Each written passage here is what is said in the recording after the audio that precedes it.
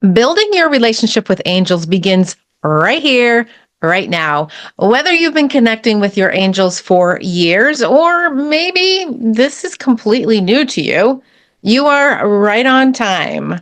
Welcome, beautiful soul. My name is Michelle Irene Stupski, and this is a brand new series that I've been so deeply called to share with you. Connecting with Angels.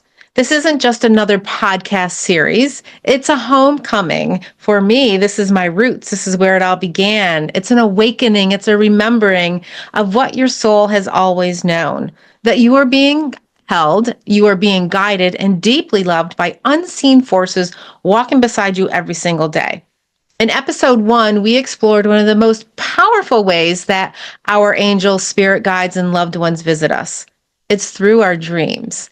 And in the episode to come, we'll go even deeper into different ways of connection, including things like what to do with the signs once you've received them, how to discern between your thoughts and divine guidance, and why building a relationship with your angel team is actually a return to your truest self. Also, how to co-create your life in partnership with your spiritual team. But today, we're going to lay the foundation, trusting that they're already with you, and learning to recognize their subtle presence is a beautiful thing. This space honors all paths of connection, healing, and family, grounding ourselves in sacred teachings as we are anchored in ancient roots, ready to rise from the soil of our past. I'm Michelle Irene Stupski, here to guide you through stories, insights, and spiritual practices that will help you heal and rediscover your true belonging. This is how it all began for me. It was written in my very first book, Never Alone, that was created over 10 years ago. And I shared the earliest memory I have of feeling the presence of angels. As a little girl, I would sit in St. Joseph's Catholic Church in Endicott, New York, and I would gaze up at the painted angels on the ceiling. They were like masterpieces, which they're no longer there, by the way, updating things. But it was like something Michelangelo might have created. And during weekly mass, I'd stare into their eyes, feeling as if I knew them. I could almost see into their souls. It felt like they were communicating with me, like I knew them, even though I didn't know what they were saying. I was captivated by their beauty, their strength, and their purity. And it got me wondering, are we really just energy? I believe we are. We transmit and receive vibrations. We send signals out into the universe with our thoughts, our feelings, our intentions, our wishes. And those signals, they reflect back to us. Before we were born, we were energy. And while here on earth, we are energy. And when we pass into the afterlife, we remain energy. Our bodies are only the shell. The soul, the energy, travels on. That's why I believe our loved ones can be our angels, even if we were taught otherwise. The word angel actually comes from the Latin angelus, meaning messenger. And I believe those messages can come from anyone who loves us, whether they're a guardian angel that we've never met, or maybe they're a loved one we knew in this lifetime. Why we lose and regain this connection? Well, here's the thing. We are born with the ability to see, feel, and hear our angels and ancestors. It's part of our being, but somewhere along the way, we're told to shut it down.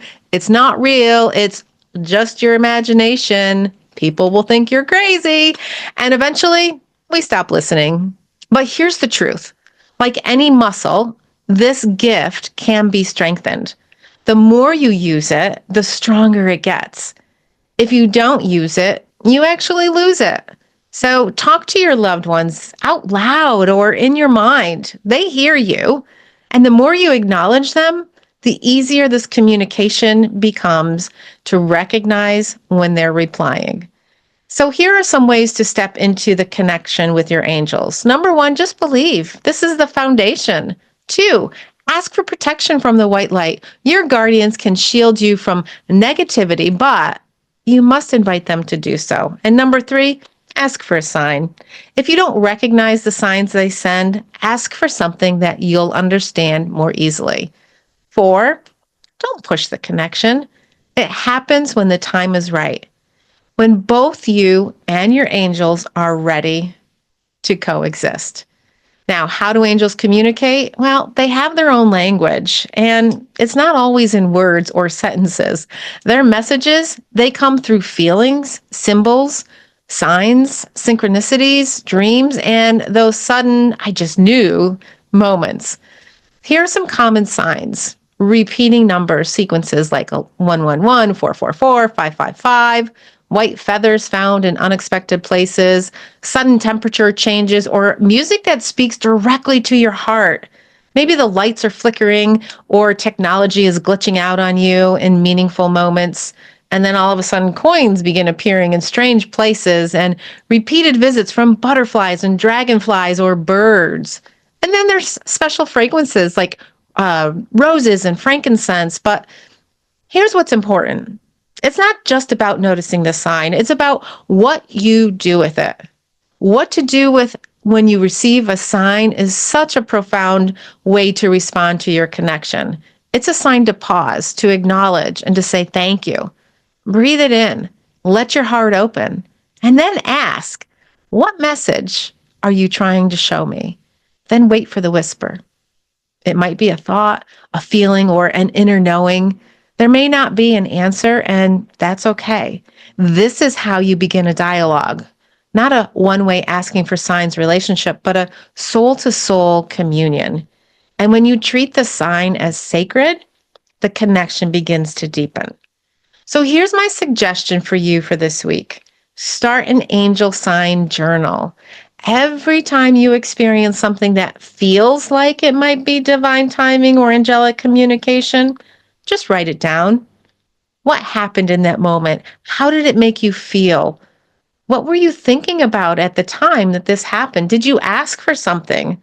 And over time, you'll start to see patterns and you'll begin to trust. Here's your sacred invitation from your angel team. Have you ever received a sign that you couldn't explain? Have you felt the presence of someone you love even after they've passed? I would really love to hear your story, and you might even be invited to share it on this podcast. The world needs to hear your story. So message me or email me to start the conversation. This is only the beginning. And next time, we'll explore how angelic messages show up in everyday life and how to receive them with clarity and confidence. But I'd also love to have you come celebrate 10 years of Never Alone book with me as we honor this decade of sharing angelic stories.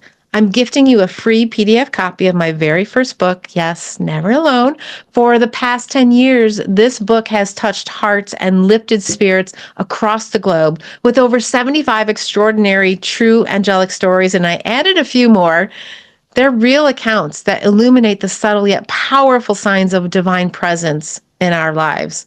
So join me and the others in Divine Angelic Guidance Community and download your free copy today. I will put the link below. And until then, trust what you feel. Don't let the naysayers get in your way. Write down what you receive. And remember, your angels are always listening. You are loved. You are guided. You are supported always.